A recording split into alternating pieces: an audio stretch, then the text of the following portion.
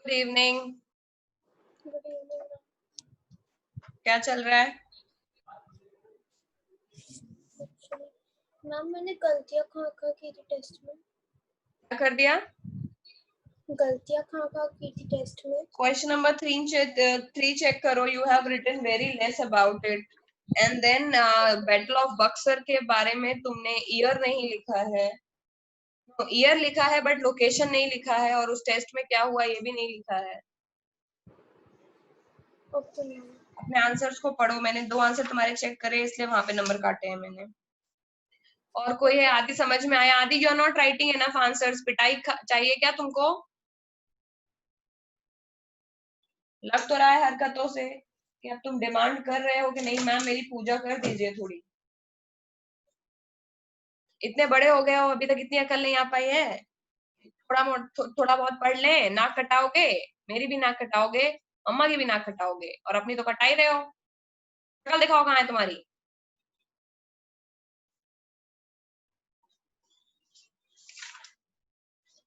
वही एकदम पगलों वाली हरकतें शुरू हैं। एक बार बोला, 2 बार बोला, 10 बार बोला। 2 दिन 3 दिन पढ़ते हो और एक 2 बार रिप्लाई करते हो और बाकी टाइम गायब रहते हो।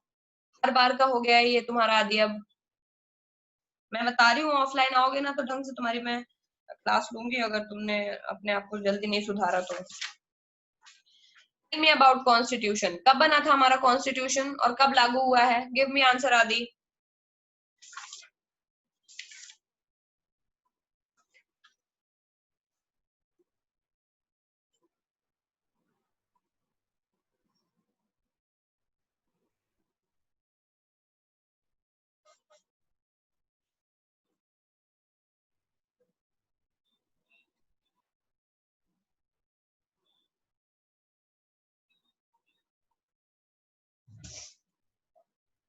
आदि कुछ सवाल पूछ रही हूँ तुमसे मैं, सुनाई पड़ रहा है तुम्हें?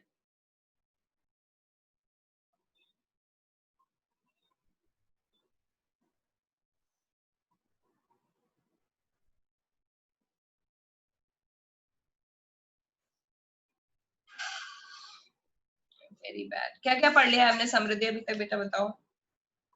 मैम हमने कॉन्स्टिट्यूशन की डेफिनेशन लिख ली है, पार्ट्स ऑफ कॉन्स्टिट्यूशन लिख ली है, उसको प्रीएम्बल पढ़ ली है, it is the first page of the constitution, और हमने फंडामेंटल राइट्स लिख ली। लास्ट टाइम मैंने जुडिशियल रिव्यू के बारे में भी बताया था। जुडिशियल रिव्यू क्या होता है? मैंने कॉन्स्टिट्यूशन के बारे में ये बताया था कि constitution are the set of fundamental laws. ठीक है, सेट ऑफ फंडामेंटल लॉज हैं जो बनाए गए हैं कंट्री में। वो कॉन्स्टिट्यूशन किन किन लोगों ने बनाया है, तो हमें पता है कि वो कॉन्स्टिट्यूशन कुछ लोगों ने बनाया है। वो कॉन्स्टिट्यूएंट असेंबली का पार्ट थे। उसमें से बहुत सारे नाम हमको पता है, जैसे सरदार वल्लभ भाई पटेल, सरोजनी नायडू, सर्वपल्ली राधाकृष्णन, डॉक्टर राजेंद्र प्रसाद। पता है कि नहीं? Doctor B R Ambedkar, Jawaharlal Nehru, ये कुछ ऐसे नाम हैं जो हमें पता है। प्लस हमें ये पता है कि हमारा कॉन्स्टिट्यूशन 26 नवंबर 1949 को पूरा हो गया था। फिर हमें ये पता है कि हमारा कॉन्स्टिट्यूशन जो लागू हुआ है 26 जनवरी 1950 को लागू हुआ है। हमारे कॉन्स्टिट्यूशन के पार्ट्स के बारे में हमको पता है कि प्रियम्बल होता है, फंडामेंटल राइट्स होता है, फंडामेंटल ड्यूटीज होती हैं, एक्सेट्रा। अभी हमारे कॉन्स्टिट्यूशन के फीचर्स के बारे में हमें ये पता है कि हम एक सेक्युलर कंट्री है, डेमोक्रेटिक कंट्री है, सोशलिस्ट कंट्री है, रिपब्लिक कंट्री है, जो कि हमारे प्रियम्बल में लिखा है। और हम इक्वालिटी, लिबर्टी, फ्रेटर्निटी ये सब देते हैं। ठीक है, तो ये मैंने प्रियम्बल में आराम से पूरा की चीज डिक्लेयर कर बताया था आप लोगों को कि क्या क्या हमारे कॉन्स्टिट्यूशन में क्या विजन है, कि किस तरह की सोसाइटी हम बनाना चाहेंगे। ठीक है, आज हम बात ये करेंगे कि कॉन्स्टिट्यूशन जो है वो क्या अलाउ करता है। कॉन्स्टिट्यूशन ये अलाउ करता है कि कोई भी लॉ जो इंडिया के हित में है वो लॉ पार्लियामेंट बना सकते हैं, इस बात पे कोई डाउट नहीं है। लेकिन वो जो लॉ पार्लियामेंट बनाएगी उस लॉ को चेक करेगी supreme court with the help of judicial review. Judicial review का मतलब ये है कि कोई भी लॉ जो कॉन्स्टिट्यूशन के हिसाब से नहीं बनाया है, अगर ऐसा कोई लॉ पार्लियामेंट बना देती है, फॉर एग्जांपल इक्वालिटी हमारे कॉन्स्टिट्यूशन का बहुत प्राइम पार्ट है कि हम सबको इक्वल ट्रीट करते हैं। ये मैंने बताया है, रिलीजन, रेस, कास्ट, सेक्स और प्लेस ऑफ बर्थ के बेसिस पे कोई डिस्क्रिमिनेशन नहीं है। अगर कल को पार्लियामेंट कोई ऐसा लॉ बना दे जो डिस्क्रिमिनेटरी हो इन नेचर में, मतलब अगर ये बोला जाए कि ये पर्टिकुलर लॉ केवल और केवल लड़कों पर एप्लीकेबल होगा और लड़कियों को ये वाली सुविधा नहीं दी जाएगी, वो इक्वालिटी के ऑपोजिशन में होगा और ऐसे लॉ को जुडिशियल रिव्यू किया जाएगा। मतलब जुडिशरी यानी सुप्रीम कोर्ट उसको रिव्यू करेगी और रिव्यू करके ये बोलेगी कि ये जो लॉ है वो तो कॉन्स्टिट्यूशन के हिसाब से नहीं बनाया गया है, इसीलिए ये लॉ इनवैलिड है, ये लॉ नहीं चलेगा। तो इस तरह का जो नेचर। हाँ बेटा। मैम जब ये ऑस्ट्रेलिया में चल रहा है तो उसके लिए भी जुडिशियल रिव्यू होगा? वो बेटा बच्चे ऑस्ट्रेलिया में obviously there is a feature of judicial review, but वो कंट्री कंट्री पे डिपेंड करता है। हम इंडियन कॉन्स्टिट्यूशन की बात कर रहे हैं और इंडियन कॉन्स्टिट्यूशन में ये राइट मिला है सुप्रीम कोर्ट को। ये यानी कि हम ये माने कि supreme court is like the guardian of our constitution. जैसे एक बच्चे के गार्डियन उसके माँ बाप होते हैं, वैसे ही सुप्रीम कोर्ट गार्डियन है हमारे कॉन्स्टिट्यूशन का। मतलब कॉन्स्टिट्यूशन की रक्षा करना वो सुप्रीम कोर्ट का फर्ज है। और अगर गलती से भी गवर्नमेंट कोई ऐसा लॉ बनाती है जो कॉन्स्टिट्यूशन के फीचर्स के हिसाब से नहीं है, तो सुप्रीम कोर्ट को पूरा राइट दिया है, खुद कॉन्स्टिट्यूशन ने ये राइट सुप्रीम कोर्ट को दिया है। मतलब कॉन्स्टिट्यूशन के अंदर लिखा हुआ है कि मुझको प्रोटेक्ट सुप्रीम कोर्ट करेगा, ठीक है।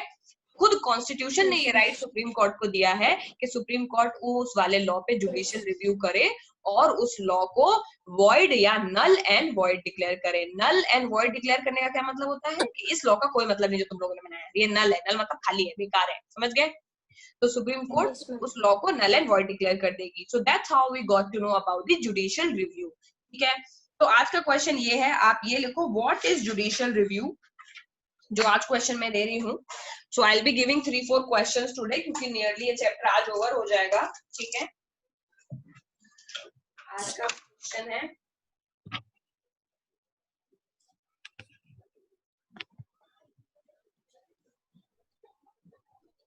अभी तक मैंने कौन कौन से क्वेश्चन करा दिए समृद्धि?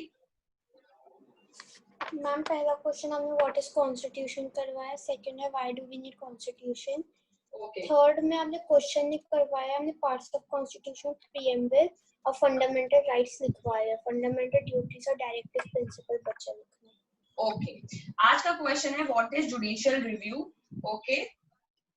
और उसके अलावा एक चीज जो एक क्वेश्चन आपको और करना है वो ये है,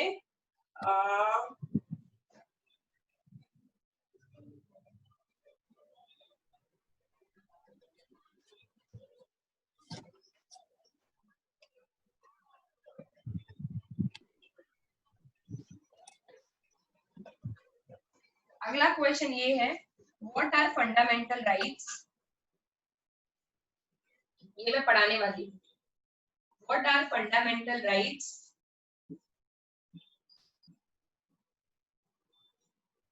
what is the purpose of what is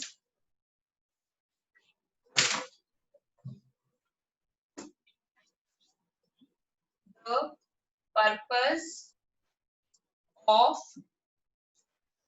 including them in constitution। हमने फंडामेंटल राइट्स को कॉन्स्टिट्यूशन में क्यों रखा है? ऑब्वियसली ये बहुत ही ज्यादा कॉमन सेंस का है, क्योंकि मैं ऑलरेडी कई बार बता चुकी हूँ, ठीक है। ये क्वेश्चन ये है। उसके अलावा एक क्वेश्चन है जो हम मैं और करेंगे, जो आपको घर से भी करना है, वो है question number 3, what is civil disobedience movement.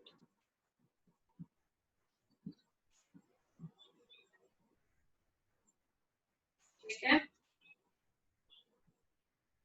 उसके अलावा आज जो मैं पढ़ाऊंगी उसमें जो 1 मार्कर क्वेश्चन होंगे और जो मल्टीपल चॉइस क्वेश्चन होंगे वो मैं क्लास में ही कराऊंगी। लास्ट वाले भी कुछ मैंने क्लास में कराए थे। सो ये आप इनको नोट डाउन कर लो क्वेश्चंस कि ये करने हैं आज, ठीक है। फिर मैं आगे आज फंडामेंटल राइट्स के बारे में बताना शुरू करती हूँ। शाश्वत आपने थोड़ा लेट ज्वाइन करा है, तो मैं आपको बता दूं कि मैंने अभी जुडिशियल रिव्यू को रिवाइज कराया है। मैंने लास्ट क्लास में भी जुडिशियल रिव्यू ही पढ़ाया था, एंड में लास्ट के 5-7 मिनट, जहाँ पे मैंने ये बताया था कि जुडिशियल रिव्यू का मतलब ये होता है कि सुप्रीम कोर्ट के पास ये पावर है कि अगर हमारी पार्लियामेंट कोई ऐसा लॉ बना देती है जो हमारे कॉन्स्टिट्यूशन के अगेंस्ट है, मतलब कॉन्स्टिट्यूशन में प्रोविजन है इक्वालिटी का, लिबर्टी का, और पार्लियामेंट कोई ऐसा लॉ बना देती है जिससे वो सिटीजन्स की लिबर्टी छीन ले कि कल से लोगों का घर से बाहर निकलना बंद, या फिर कल से लड़कियों और लड़कियों के बीच अलग अलग रूल होंगे और अलग अलग डिफरेंस लॉ फॉलो होंगे, तो ये इक्वालिटी और लिबर्टी के अगेंस्ट है ये प्रिंसिपल्स। तुरंत ही सुप्रीम कोर्ट उसको है ना वो कॉन्स्टिट्यूशन के हिसाब से ना होने की वजह से उन दोनों लॉज को रिजेक्ट कर देगी, और वो फीचर होगा जुडिशियल रिव्यू। तो जुडिशियल रिव्यू का मतलब है कि उसमें दो वर्ड है, जुडिशियल रिव्यू। जुडिशियल का मतलब जुडिशरी, रिव्यू का मतलब किसी चीज को चेक करना। जुडिशरी के पास ही जुडिशियल रिव्यू का राइट होता है, इसके थ्रू वो चेक करती है कि जो भी लॉ पार्लियामेंट ने बनाया है वो कहीं कॉन्स्टिट्यूशन के अगेंस्ट तो नहीं है, और अगर वो कॉन्स्टिट्यूशन के अगेंस्ट हुआ तो वो उसको नल एंड वॉइड डिक्लेयर कर देगी। नल एंड वॉइड का मतलब ये होता है कि नल मतलब रिजेक्शन एक अलग वर्ड है, नल का मतलब है किसी चीज को अंडू कर देना। नल एंड वॉइड का मतलब है कि जो भी पार्लियामेंट ने बनाया है उसको वो नल यानी खाली या वॉइड डिक्लेयर कर देगी, इसका कोई मतलब नहीं है, तुम लोगों ने फालतू लॉ बनाया है और इसको हटाओ तुरंत। समझ गए? क्वेश्चन नंबर 2 पे लिखा है, क्वेश्चन नंबर 2 में लिखा है what are fundamental rights and फिर है what is the purpose of including them in constitution. Fundamental rights क्या है और उनको कॉन्स्टिट्यूशन में क्यों इंक्लूड किया हमने, ये दूसरा क्वेश्चन है। पहला क्वेश्चन जो मैंने आज दिया है वो है व्हाट इज जुडिशियल रिव्यू, और तीसरा क्वेश्चन जो मैंने आज दिया है वो है what is civil disobedience movement. ठीक है, तो ऑब्वियसली जुडिशियल रिव्यू के बारे में मैंने अभी अभी बताया है, तो ये तो तुम लोग कर ही लोगे, और ये दोनों मैं पढ़ाने वाली हूँ, fundamental rights and civil disobedience movement, ये पढ़ाऊंगी और इसको आपको घर में ये 3 क्वेश्चन करने हैं। ठीक है, ओके, लिख लिए सबने? लिख लिए तो मुझे बताना।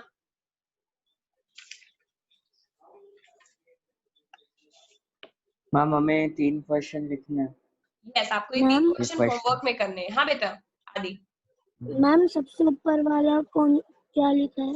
सबसे ऊपर है what is civil disobedience movement. Civil मतलब CIVIL, सिविल, जहाँ पे चमक रहा है बोर्ड वहां पे सिविल लिखा हुआ है, CIVIL सिविल। और डिसओबीडियंस मतलब ओबीडियंस, और उसका नेगेटिव फॉर्म होता है डिसओबीडियंस, किसी को डिसओबे करना। Civil disobedience movement. ठीक है मैम, हम्म, मेरे को एक क्वेश्चन पूछना था मैम। फंडामेंटल राइट्स होते हैं, वैसे मैम फंडामेंटल ड्यूटीज क्या होती है? फंडामेंटल राइट्स केवल लिखने हैं, फंडामेंटल ड्यूटीज नहीं लिखने हैं, और फंडामेंटल राइट्स मैं आपको फिर से पढ़ाने वाली हूँ अभी डिटेल में। अभी फिलहाल ये क्वेश्चन तीनों नोट कर लो, ये होमवर्क है तुम लोगों का। ठीक है, ओके, सबके हो गए नोट? Yes ma'am. ओके, तो हम फिर आगे बढ़ते हैं। मैं आ रही हूँ अब सामने, क्योंकि बोर्ड को देखने की जरूरत नहीं है तुम लोगों को। तो अभी अभी मैंने जुडिशियल रिव्यू के बारे में पढ़ाया, अब I am talking about the fundamental right. Fundamental rights का मतलब ये है कि सरकार यानी कॉन्स्टिट्यूशन ने कुछ अधिकार अपने सिटीजन्स को दे रखे हैं। मतलब कॉन्स्टिट्यूशन मेकर्स को ये पता था कि हम आज जिंदा हैं, कल मर भी सकते हैं, लेकिन हमें कोई एक ऐसी लॉ बुक बना देनी चाहिए जिसमें सिटीजन्स को कुछ राइट्स हम दे दें, ताकि वो हम रहे या ना रहे वो राइट्स सिटीजन्स के पास हमेशा रहने चाहिए। यानी चाहे मोदी की गवर्नमेंट आए, चाहे योगी की गवर्नमेंट आए, चाहे राहुल गांधी की गवर्नमेंट आए, या कल को डोनाल्ड ट्रंप ही क्यों ना इंडिया पे कब्जा कर ले, वो जो राइट्स हैं वो फिक्स रहेंगे, क्योंकि वो इंडियन कॉन्स्टिट्यूशन ने लोगों को पहले ही दे दिए, किसी गवर्नमेंट से पूछ के नहीं दिए हैं। कॉन्स्टिट्यूशन ने कुछ फंडामेंटल बेसिक राइट दिए हैं लोगों को, मतलब वो अधिकार जो उनसे कोई नहीं छीन सकता है, कोई भी गवर्नमेंट नहीं छीन सकती है, चाहे वो योगी हो, चाहे मोदी हो, चाहे वो राहुल गांधी हो, कोई भी अगर कल को पावर में आ जाएगा तो किसी के पास भी इतना राइट नहीं है कि उन राइट्स को कोई खत्म कर दे, और वो है fundamental rights. Fundamental rights are a provision in the constitution, ये कॉन्स्टिट्यूशन में लिखे गए हैं। These are some basic right, कुछ बेसिक राइट्स हैं which are given to the people of India, जो पीपल ऑफ इंडिया को मिले हैं। टोटल नंबर काउंट में ये 6 राइट्स हैं, टोटल 6 राइट मिले हैं लोगों को कॉन्स्टिट्यूशन के द्वारा, और इनको हम क्या बोलते हैं? इनको बोलते हैं फंडामेंटल राइट्स। ठीक है, और अब ये कहाँ लिखे गए हैं? तो हमें पता है कि ये कॉन्स्टिट्यूशन के पार्ट नंबर 3 में लिखे गए हैं। कॉन्स्टिट्यूशन में 22 पार्ट है, मैंने बताया ना कि टोटल 22 पार्ट में कॉन्स्टिट्यूशन बना था, 3 पार्ट और बाद में ऐड किए गए, तो आज हमारे कॉन्स्टिट्यूशन में टोटल 25 पार्ट्स हैं। 25 पार्ट्स में से पार्ट नंबर 3 में फंडामेंटल राइट्स के बारे में लिखा गया है कॉन्स्टिट्यूशन में। ठीक है, अभी फंडामेंटल राइट्स के बारे में पार्ट नंबर 3 में लिखा गया है। इन राइट्स को फंडामेंटल बेटा इसीलिए कहते हैं क्योंकि ये राइट्स ना तो जुडिशरी नहीं, ना तो लेजिस्लेचर और ना ही एग्जीक्यूटिव, मतलब लेजिस्लेचर मतलब हमारी पार्लियामेंट, लेजिस्लेचर मतलब वो बॉडी जो लॉ बनाती है उसको लेजिस्लेचर बोलते हैं इंग्लिश में, तो हमारे लिए हमारी लेजिस्लेचर हो गई पार्लियामेंट। ये फंडामेंटल इनको इसीलिए बोलते हैं क्योंकि कोई भी लेजिस्लेचर यानी ना कि इंडियन पार्लियामेंट और कोई भी एग्जीक्यूटिव मतलब कोई भी गवर्नमेंट इसको ओवरराइड नहीं कर सकती, मतलब इन पे चेंज नहीं कर सकती है, समझ गए? तो ये जो लाइन है इसका मतलब ये है ना तो लेजिस्लेचर मतलब ना तो पार्लियामेंट और ना ही एग्जीक्यूटिव मतलब गवर्नमेंट, समझ गए? एग्जीक्यूटिव हम गवर्नमेंट को बोलते हैं, किसी और को नहीं बोलते, तो ये मत सोचना कि एग्जीक्यूटिव कोई और बॉडी है। लेजिस्लेचर का मतलब पार्लियामेंट और एग्जीक्यूटिव का मतलब प्रेजेंट डे गवर्नमेंट यानी प्रेजेंट डे मोदी गवर्नमेंट। तो ना तो हमारी पार्लियामेंट ना तो हमारी प्रेजेंट डे गवर्नमेंट कोई भी इस ये जो फंडामेंटल राइट्स है इनको ओवरराइड नहीं कर सकता, मतलब चेंज नहीं कर सकता है, इसीलिए इनको फंडामेंटल बोलते हैं। अगर किसी ने इनको ओवरराइड कर दिया तो अलाउड ही नहीं है बेटा ये। अगर किसी ने इनको ओवरराइड कर दिया तो सुप्रीम कोर्ट अपना जुडिशियल रिव्यू वाला पावर यूज करेगी और नल एंड वॉइड डिक्लेयर कर देगी, क्योंकि इनको चेंज करना अलाउड नहीं है। अगर मान लो कोई जबरदस्ती इनको चेंज करना चाहे तो सुप्रीम कोर्ट तुरंत अपना जुडिशियल रिव्यू वाला पावर को यूज करेगी और कह देगी कि नहीं अब ये चेंज नहीं हो सकता है because these rights are fundamental और ये कॉन्स्टिट्यूशन के अगेंस्ट कर रहे हो तुम लोग, कॉन्स्टिट्यूशन में इनको चेंज करना मना है, समझ गए? इसीलिए हमने सुप्रीम कोर्ट को जुडिशियल रिव्यू की पावर दी है। तो हमें इतनी बात समझ में आई कि कितने ज्यादा पावरफुल है ये लॉज कि कोई भी गवर्नमेंट कोई भी पार्लियामेंट इनको चेंज नहीं कर सकती इन राइट्स को। ये राइट्स है कौन कौन से? ये जो राइट्स है ये राइट में state can not take away these rights, मतलब और फीचर के बारे में जानते हैं कि कोई भी स्टेट इन राइट्स को वापस नहीं ले सकता है, यानी कल को मोदी जी ये नहीं कह सकते कि आज मैं तुम लोगों को दिए गए सारे फंडामेंटल राइट्स वापस लेता हूँ, कल से तुम लोग ये सारे राइट्स मत यूज करना, मतलब फ्रीडम ऑफ स्पीच वापस ले गई, कल से बोलना मना है, ये नहीं कर सकते मोदी जी, समझ गए? Fundamental rights are inviolable rights. Inviolable का मतलब इनको कोई वॉयलेट नहीं कर सकता है, मतलब कोई इनको तोड़ नहीं सकता है। अभी इन राइट्स के बारे में और जानते हैं, ठीक है? अगर ये राइट्स किसी को मना कर दिए गए, अगर ये इतने फंडामेंटल और इतने इंपॉर्टेंट राइट हैं कि अगर किसी ने मना कर दिया देने से उसके खिलाफ तुम कोर्ट में भी जा सकते हो, इसने मेरे फंडामेंटल राइट को वॉयलेट करा है, ठीक है? These rights protect citizens from the state. ये वो राइट्स हैं जो सिटीजन्स को प्रोटेक्ट करते हैं किसी भी स्टेट से, यानी इस केस में अगर स्टेट मान लो कल को स्टेट जो है वो एक्सप्लॉयटेटिव नेचर का हो जाए, कल को स्टेट सिटीजन्स के साथ बुरा बर्ताव करने लगे, तो उस केस में ये राइट्स सिटीजन्स को बचाएंगे, क्योंकि ये राइट कोई चेंज नहीं कर सकता है, तो किसी भी केस में ये जो राइट्स हैं ये सिटीजन से नहीं लिए जा सकते, ठीक है? कॉन्स्टिट्यूशन, अब ये राइट्स कौन कौन से हैं, ठीक है? तुम्हारी बुक में ये राइट्स के बारे में जिक्र नहीं किया गया है, लेकिन मैं तुम्हें बेसिक कुछ राइट्स बताती हूँ। टोटल 6 राइट्स हैं। पहले राइट का नाम है राइट टू इक्वालिटी। हाँ बेटा, क्या हुआ आदि? मैम मेरे पास ना अभी 2 बुक हो गई है मैम, 2 बुक हो गई है, जो एक मेरी स्पॉटलाइट है मैम, एक स्कूल वालों ने दूसरी नहीं दी है मैम, दूसरी वाली सागर रत्ना वाली है मैम। नहीं, सागर रत्ना हो या स्पॉटलाइट या एनसीईआरटी, सब में मैटर सेम ही है। यहाँ पर अगर क्लास में आप सुनोगे तो आपको बुक आराम से एक एक चीज समझ में आएगी, कोई भी बुक्स में चैप्टर चेंज नहीं है, और यही रीजन है कि शाश्वत की कभी कोई अलग बुक चल रही है, समृद्धि के में एनसीईआरटी चल रहा है और हम सारे लोग साथ में पढ़ रहे हैं, कोई दिक्कत नहीं है। You just listen what I am saying और उसको जाकर के अपनी जो भी बुक हो, सागर रत्ना हो या स्पॉटलाइट या एनसीईआरटी, मैच करना, you will find the exact content, कोई दिक्कत नहीं है, ठीक है? तो बुक्स को लेकर के डरने की बिल्कुल जरूरत नहीं है। हम बात ये कर रहे थे कि फंडामेंटल राइट्स इतने बेसिक हैं कि ना तो कोई गवर्नमेंट, ना तो कोई पार्लियामेंट और ना ही कोई दूसरा इंसान, ना तो सीएम मोदी, ना योगी, कोई भी हमसे ये ले नहीं सकता है वापस, क्योंकि ये इतने बेसिक है। और कल को अगर कंट्री में कोई लोग बुरा बर्ताव करेंगे हमारे लोग के साथ में, तो ये राइट्स हमको प्रोटेक्ट करेंगे, इसीलिए हमको ये दिए गए हैं। इनके थोड़े बहुत नाम भी जान लेते हैं, इतना इंटरेस्टिंग है। तो पहला है राइट टू इक्वालिटी, यानी सारे लोग लॉ की नजर में बराबर है, कोई भी इंसान में फर्क नहीं है। तो अगर कोई तुम्हें इक्वल ट्रीट करने से मना करता है तो तुम कोर्ट जा सकते हो कि सर ये मुझे इक्वल ट्रीट नहीं कर रहे हैं। यानी राइट टू इक्वालिटी ये बोलता है कि चाहे रेस, रिलीजन, कास्ट, सेक्स, कोई भी प्लेस ऑफ बर्थ है, कोई भी धर्म है, किसी भी जाति का है, किसी भी प्रजाति का है, जंगल में रहता है, बाहर पार्क में रहता है, सड़क पे घूमता है, भिखारी है या मालिक है किसी महल का, दे ऑल आर इक्वल।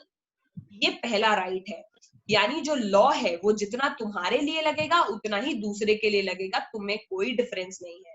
और राइट टू इक्वालिटी के एग्जांपल्स हमको ऑलरेडी पता है। हाँ बेटा। तो मैम अभी जो मुस्लिम्स का प्रोटेस्ट हुआ था जिसमें लोगों ने कहा था कि लोअर कास्ट वालों के पास कोई आईडी नहीं है, so you send them back ना, अगर उनके पास कोई आईडी नहीं है। तो मैम ऐसे उन्होंने राइट टू इक्वालिटी क्यों नहीं अप्लाई हुआ फिर उसमें? इसमें भी तो right to equality has been given to the citizens of India only, और उनके सिटीजन ऑफ इंडिया होने पर ही बहुत लोगों को डाउट है। लोग ऐसा बोल रहे हैं कि केवल देखो, ये सबसे बड़ा जो गलत बात है या फिर जो भ्रम है वो फैलाया जा रहा है। तो भी ये लॉज होते हैं, ये सारे लोग इक्वल ही ट्रीट करते हैं। ऐसा तो नहीं होता है कि कोई भी स्कूल किसी स्टूडेंट को इस बात पे एडमिशन देने पे मना कर देता हो कि वो मुस्लिम है, ऐसा तो कभी होता नहीं है। ठीक है ना। तो ये होता है कि ट्रैफिक लाइट तोड़ने पे ब्राह्मण्स को या फिर हिंदुओं को 500 रुपए का फाइन लगता हो, और वही ट्रैफिक लाइट अगर मुस्लिम तोड़ देगा तो उसको 2000 रुपए का फाइन लगता हो। ऐसा तो नहीं होता है। हमारी कंट्री में चाहे बर्गर है वो तुमको अगर 60 रुपए का मिलता है तो मुस्लिम को भी 60 रुपए का ही मिलता है। तो इसे इक्वालिटी कहते हैं कि हर एक प्रोविजन का जो लॉ, हर एक लॉ है वो और सारे प्रोविजन है या पूरा समाज सारे धर्म के लोगों को इक्वल ट्रीट करेगा। लेकिन कभी कभी ऐसा क्या होता है ना कि कंट्री में बॉर्डर इश्यूज होते हैं, बहुत सारे लोग होते हैं जो बाहर से माइग्रेट करके कंट्री के अंदर आ जाते हैं। तो हमारी कंट्री में बहुत सारे ऐसे लोग हैं जो बांग्लादेश, म्यांमार या अलग अलग कंट्रीज से आकर के रह रहे हैं, कुछ लोग पाकिस्तान से भी आकर के रह रहे हैं। अब हमारा इंडियन कॉन्स्टिट्यूशन उनको अपना सिटीजन नहीं मानता है, क्योंकि इंडियन कॉन्स्टिट्यूशन में सिटीजनशिप का प्रोविजन अलग है कि आपको इंडिया का सिटीजन होने के लिए so and so and so qualification होनी चाहिए। उन लोगों को इसीलिए डर लग रहा है कि जो लोग माइग्रेंट हैं या जो लोग बाहर से आए हैं उनके पास में डॉक्यूमेंट्स नहीं है, फॉर एग्जांपल पैन नहीं है, आधार नहीं है। वरना हमारे पास तो पैन है, आपके पास भी पैन और आधार है, आपके पेरेंट्स के पास में भी है, क्योंकि हम लोगों के प्रॉपर डॉक्यूमेंट्स बने हुए, क्योंकि हम लोग यही के सिटीजन हैं। लेकिन कुछ लोगों का जो स्टेटस है वो डिबेटेबल है कि वो सिटीजन है या नहीं है। तो ऐसे लोग हमेशा डर लगता रहता है। और उसके अलावा जो अभी प्रोटेस्ट चल रहा था वो फर्जी प्रोटेस्ट था, क्योंकि हमने जो अमेंडमेंट, सिटीजनशिप अमेंडमेंट बिल लेके आए थे उसमें ऐसा कोई भी प्रोविजन नहीं था कि हम इंडिया के सिटीजन को इक्वल ट्रीट नहीं करेंगे। उसमें प्रोविजन ये था कि जो लोग इंडिया के नहीं बाहर के हैं उनको कभी ना कभी मौका पड़ सकता है यहाँ से वापस भेजने का। उस प्रोविजन के चलते ही बहुत सारे लोगों ने ये बोलना शुरू कर दिया कि मोदी लोग जानबूझ करके जो डॉक्यूमेंट है वो फोर्ज करेंगे और हमको प्रेशर डालेंगे इंडिया से बाहर जाने के लिए, जो कि फर्जी बातें थी, उनमें कोई रियल कंटेंट नहीं था। समझ गए? लेकिन इंडियन कॉन्स्टिट्यूशन सबको इक्वल ट्रीट करता है, और जब तक आपके पास इक्वल अपॉर्चुनिटी है, आप यहीं पैदा हुए हैं, तब तक मोदी क्या स्वयं भगवान भी आपको इंडिया से बाहर नहीं निकाल सकते, क्योंकि कॉन्स्टिट्यूशन में ये लिखा हुआ है कि वो सबको इक्वल ट्रीट करेगा। ये तो पहला बेसिक राइट है। दूसरा बेसिक राइट है right to freedom. Right to freedom का मतलब क्या है? मुझे बोलने की, खाने की, अपने हिसाब से कपड़े पहनने की, अपने हिसाब से जॉब करने की, अपने हिसाब से चुनने की, हंसने की, बोलने की आजादी है, जो आप सब लोगों को है। ये दूसरा बेसिक राइट है, और आप सब इस आजादी को अच्छे से फॉलो भी करते हैं कि सबको ये आजादी है, सब अपने हिसाब से जॉब करे, अपने हिसाब से खाना खाए, अपने हिसाब से जिंदगी जिए। वो है राइट टू फ्रीडम। ठीक है। उसके अलावा है तीसरा है हमारा right to religion. Right to religion का मतलब है कि हम अपने हिसाब का रिलीजन फॉलो कर सकते हैं। कोई भी मना नहीं करेगा कि जो मुस्लिम है वो अपना मुस्लिम रिलीजन फॉलो करे, जो हिंदू है वो हिंदू रिलीजन फॉलो करे। ना तो हिंदुओं पे ये प्रेशर डाला जाएगा कि तुम मुस्लिम रिलीजन फॉलो करो, और ना ही मुस्लिम पे ये प्रेशर डाला जाएगा कि तुम हिंदू रिलीजन फॉलो करो। इसका मतलब ये है कि रिलीजन का फ्रीडम भी हमारा एक बेसिक राइट है। उसके अलावा एक बेसिक राइट है कि हमारा राइट अगेंस्ट एक्सप्लॉयटेशन, मतलब कोई भी इंसान किसी दूसरे को एक्सप्लॉइट नहीं कर सकता है, यानी कोई किसी को जबरदस्ती घर में बंद करके उससे मजदूरी नहीं करवा सकता है, कोई इंसान किसी इंसान को ट्रैफिक करके उसको कहीं ले जाके बेच नहीं सकता है। यह राइट अगेंस्ट एक्सप्लॉयटेशन। ये वाला राइट भी बहुत बेसिक राइट है। अगला है हमारा cultural and educational rights. Cultural and educational rights का मतलब क्या है कि जो माइनॉरिटीज लोग हैं, यानी जो मुस्लिम्स हैं या दूसरे सेक्ट से सोसाइटी के, या जो जंगलों में ट्राइब्स वगैरह रह रही हैं, उनको ये राइट दिया है कॉन्स्टिट्यूशन ने, वो अपने कल्चर को प्रिजर्व करें। मान लो कोई इंसान हिंदी में पढ़ता नहीं है, वो उनकी अपनी कोई आदिवासी लैंग्वेज है उसमें वो लोग पढ़ाई करते हैं, हमारे लोग उनको कभी फोर्स नहीं डालेंगे कि आप हिंदी या इंग्लिश में पढ़ो, वो बोलेंगे कि आपको जिस लैंग्वेज में समझ में आता है आप उस लैंग्वेज में पढ़ो। या फिर बहुत सारी ऐसी ट्राइब्स है जहाँ पे 5-5 6-6 शादी करने का कल्चर है। तो इंडियन कॉन्स्टिट्यूशन कभी भी किसी कल्चर में जबरदस्ती इंटरफेयर नहीं करता है। ना तो मुस्लिम्स को आज तक इंडिया में 4 शादी करने से मना किया गया है। सारे मुस्लिम बहुत लोग बोलते हैं कि हमें 4 शादी करना कुरान में अलाउड है तो हम करेंगे, इंडियन और बाकी इंडिया के बाकी सारे लोग एक शादी करते हैं। लेकिन आज तक कभी इंडियन कॉन्स्टिट्यूशन ने ये नहीं बोला है कि नहीं आप 4 शादी नहीं कर सकते क्योंकि आप इंडियन सिटीजन है। क्योंकि इंडियन कॉन्स्टिट्यूशन में साफ साफ लिखा हुआ है कि किसी के कल्चर में, किसी के रिलीजन में, किसी के एजुकेशन में, किसी की सोसाइटी में हम इंटरफेयर नहीं करेंगे, और ये सारे हमारे बेसिक राइट्स है। समझ गए? तो ये 5 मैंने गिनाए। और अभी छठवां राइट क्या है? छठवां बेसिक राइट ये है कि अगर पिछले 5 राइट का कोई वायलेशन कर रहा है, यानी पिछले 5 राइट्स को कोई देने से मना कर रहा है, छठवां बेसिक फंडामेंटल राइट ये कहता है कि आप कोर्ट जा सकते हैं। 6th fundamental right is about going court, कि अगर पिछले 5 फंडामेंटल राइट्स मेरे को नहीं दिए गए, तुमको कल घर के अंदर बंद कर दिया जाए और 1 हफ्ते तक बंद कर दिया जाए, तुम्हारे पेरेंट्स तुमको खाना नहीं दे, तो तुम्हारे पेरेंट्स को जेल जाना पड़ेगा, क्योंकि वो तुम्हारी राइट टू लाइफ को हिंडर कर रहे होंगे। और इंडियन कॉन्स्टिट्यूशन ने तुम्हें राइट दिया है कि कोई भी तुम्हें परेशान नहीं कर सकता, चाहे वो तुम्हारे खुद के पेरेंट्स ही क्यों ना हो। समझ गए? वो कॉन्स्टिट्यूशन जो राइट है वो हर एक को मिला हुआ है। तो आप किसी के साथ एक्सप्लॉयटेशन नहीं कर सकते, किसी को मार पीट नहीं सकते, ठीक है? ये बात और है कि थोड़ा बहुत मार पिटाई चलती है और उसको इंडियन कॉन्स्टिट्यूशन उसमें पेरेंट्स को जेल नहीं भेजता है, लेकिन अगर वो टॉर्चर करेंगे तो उनको जाना ही पड़ेगा। और अगर किसी ने शिकायत कर दी तो वो फंडामेंटल राइट्स का वायलेशन होगा। और मान लो किसी ने इतना मार दिया कि बच्चे के हाथ पैर टूट गए या इतना मार दिया कि हेड इंजरी हो गया, तो उस केस में अगर कोई कंप्लेन करेगा तो पेरेंट्स को फटाफट जेल हो जाती है। और यूएस में भी होता है ये, क्योंकि ये फंडामेंटल राइट्स है जिनको वायलेट नहीं कर सकता इंडिया में कोई भी। समझ गए? इसी तरह अगर कल को तुम जाओगे और किसी मुस्लिम बच्चे को मार दोगे तो भी तुमको जेल हो जाएगी, क्योंकि तुमने रिलीजन के बेसिस पे उस बंदे को मारा है। तो बहुत सारी ऐसी चीजें हैं जो हम नहीं कर सकते और जिनके वायलेशन करने पे हमको जेल हो जाती है, और उनको बोलते हैं फंडामेंटल राइट्स। फंडामेंटल राइट्स के लिए बहुत बेसिक है, और अगर ये नहीं होते तो तुमको पता है, अगर राइट टू इक्वालिटी नहीं होता, पता नहीं कब के बहुत सारे छोटे छोटे कास्ट के लोगों को या रिलीजन के बेसिस पे लोगों को इंडिया से निकाल भी दिया जाता। अभी तक नहीं निकाला गया क्योंकि उनको इक्वालिटी मिली हुई है कॉन्स्टिट्यूशन में। समझ गए? लोग बड़ी बड़ी बातें भले ही करे, दंगा बहुत सारा करे, लेकिन फिर भी किसी भी कीमत पे इंडिया से किसी को निकाल नहीं सकते, क्योंकि ये राइट उनको कॉन्स्टिट्यूशन ने नहीं दिया है। समझ गए? हम सारे लोग साथ रहेंगे और साथ रहने के लिए ही बने हैं। ये सारे हैं fundamental rights. Fundamental rights are so basic that they are mandatory for a human being. वो इतने मैंडेटरी हैं, जैसे फ्रीडम सबको पता है जरूरी है जिंदगी जीने के लिए, इक्वालिटी सबको पता है जरूरी है जीने के लिए, उसी के अलावा जो है एक्सप्लॉयटेशन ना हो वो भी जीने के लिए जरूरी है, आपका कल्चर आपकी संस्कृति फॉलो करना आपका मन करे तो करना चाहिए, वो भी जिंदगी जीने के लिए जरूरी है। तो जो भी चीजें आपको मिली है फंडामेंटल राइट्स में वो बहुत जरूरी है, और वो ही पता चल जाता है कि हाँ ये मिलना ही चाहिए। ठीक है? तो तुम घर में गणेश भगवान को लेकर के आओ और फिर सरकार आए और गणेश भगवान उठा ले जाए कि नहीं रख सकते आप यहाँ पर, तो कहोगे ये कैसी आजादी है, इससे तो बेटर मर ही जाते। समझ गए? तो इतने बेसिक राइट्स हैं जिनको कोई नहीं ले सकता, और उनको बोलते हैं फंडामेंटल राइट्स। तो जब क्वेश्चन लिखना होगा तो हम क्या लिखेंगे? Fundamental rights are given to the citizens of India because they are so basic in nature that they are mandatory for living a dignified and happy life. समझ गए? Yes, और 3-4 जो मैंने डिक्लेयर कर बता दिए वो तो है ही है। उसके अलावा these rights cannot be taken by either legislature or executive. Nobody can take these rights from people except for the unconditional circumstances. कुछ ऐसी चीजें होती है जिनमें फंडामेंटल राइट्स को बहुत ज्यादा सैक्रोसैंक्ट माना गया है, मतलब उनको छूना भी पाप है। लेकिन अगर कहीं बहुत ही खराब सिचुएशन आ जाए कंट्री में, उस केस में इन राइट्स को एब्सोल्यूट नहीं रखा है गवर्नमेंट ने। ऐसा नहीं है कि एकदम एब्सोल्यूट है कि कोई टच नहीं कर सकता। अगर बहुत ही बुरी सिचुएशन है तब फंडामेंटल राइट्स में थोड़ा बहुत चेंज किया जा सकता है। जैसे अभी लॉकडाउन में चेंज किया गया है कि 3 महीने के लिए आप निकल नहीं सकते घर से बाहर, वरना पुलिस पकड़ ले जाएगी। समझ गए? अभी इस केस में कोई दौड़ते हुए जाए और कहे मेरे को तो राइट टू फ्रीडम मिली हुई कॉन्स्टिट्यूशन से, मैं तो दौड़ूंगा सड़क पर, मैं तो जाऊंगा और मैं तो मास्क नहीं लगाऊंगा। ये सारी सिचुएशन में आप कह सकते हो, कुछ लोग हैं जो कहने आ सकते हैं कि हमको तो राइट टू फ्रीडम मिली हुई कॉन्स्टिट्यूशन में, ये तो मेरा फंडामेंटल राइट है, मेरे को कैसे मना कर रहे हो? ऐसे ही दुकान वाले बोलेंगे नहीं नहीं मैं तो मॉल खोलूंगा, मुझे फंडामेंटल राइट मिला हुआ है फ्रीडम का, मैं तो मेरी दुकान खोल के ही मानूंगा, मैं तो लॉकडाउन में भी दुकान खोलूंगा। तो उस केस में ये फंडामेंटल राइट्स वैलिड नहीं होंगे। यानी इन सिचुएशन ऑफ ग्रेट पैंडेमिक, अगर पूरी दुनिया को कोई खतरा है या कोई बहुत बड़ी बीमारी का समय चल रहा है, बहुत आपातकाल की सिचुएशन है, उस केस में आपके फंडामेंटल राइट को कुछ टाइम के लिए गवर्नमेंट सस्पेंड कर सकती है। उस टाइम आप फंडामेंटल राइट्स का रोना लेके घर पे नहीं बैठ सकते। समझ गए?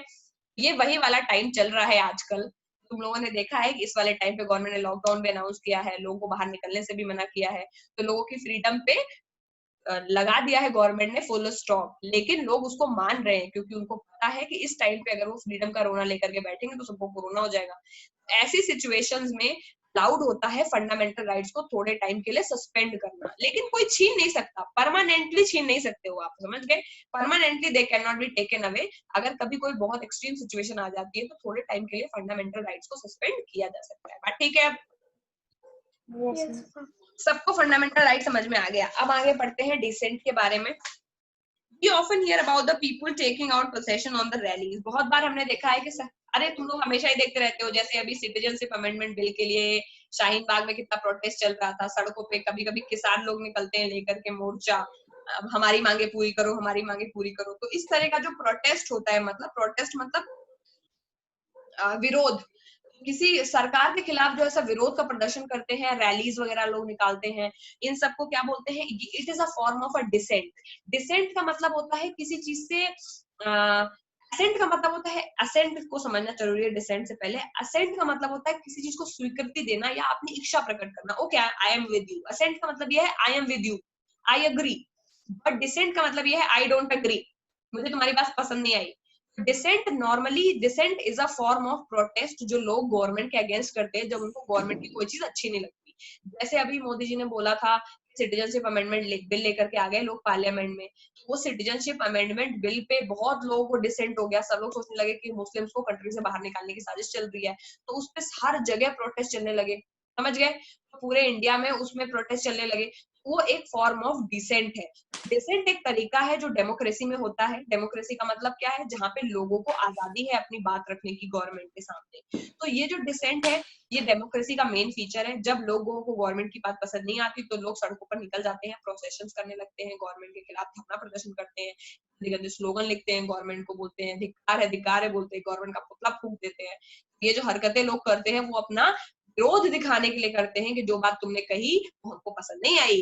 क्योंकि पार्लियामेंट में हर एक को एंट्री तो है नहीं, तो पार्लियामेंट में जाके तो विरोध प्रदर्शन कर नहीं सकते। अगर पार्लियामेंट में विरोध प्रदर्शन करेंगे तो भगत सिंह के जैसा फांसी हो जाएगा। भगत सिंह ने लेजिस्लेटिव असेंबली में तो बॉम्ब फेंका था तो उसको फांसी हो गया। तो अभी पार्लियामेंट में जाकर के तो आप विरोध प्रदर्शन कर नहीं सकते, वहां एंट्री अलाउड नहीं है।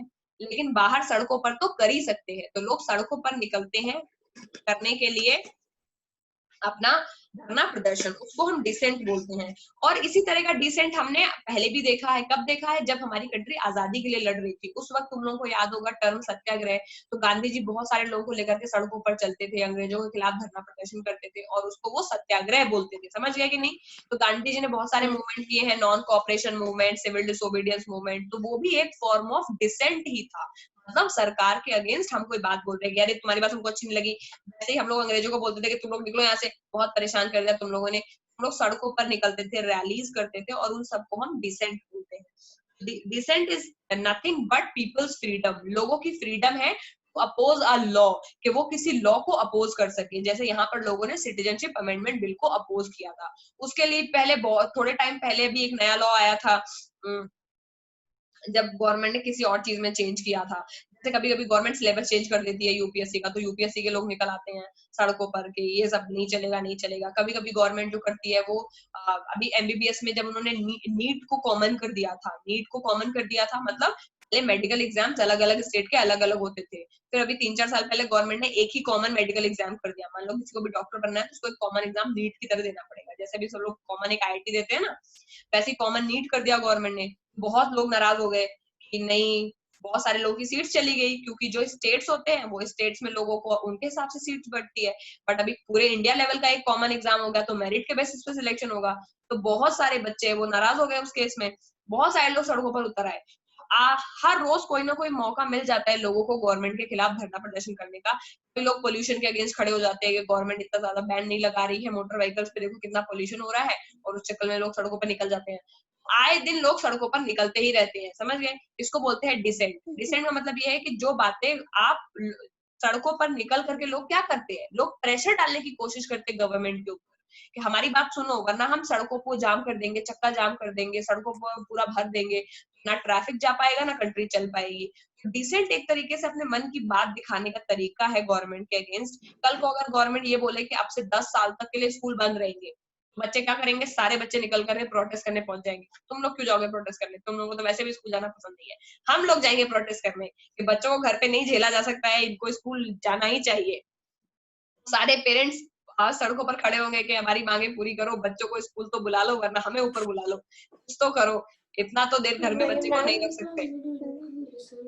सारे खुश हो गए। स्कूल में दोस्त मिलते हैं। स्कूल में दोस्त मिलते हैं, तुम लोगों को स्कूल जाने से उतनी खुशी नहीं होती है जितनी खुशी पेरेंट्स को होती है जब तुम लोग स्कूल जाते हो। नहीं समझ पाओगे वो बात, ठीक है। मैं बड़ी हूँ, मैं समझ सकती अच्छा मैम, रीलॉग इन करना है?